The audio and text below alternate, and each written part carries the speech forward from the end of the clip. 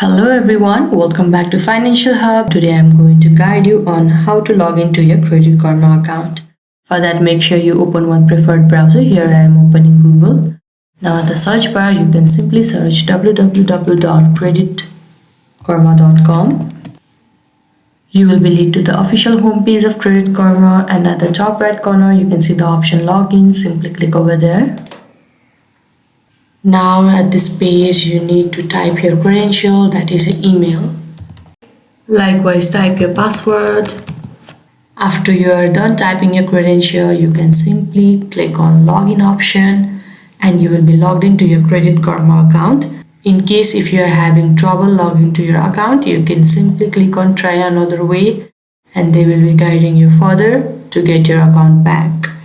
I hope this video helped. Don't forget to like this video and subscribe our channel Financial Hub. Thank you.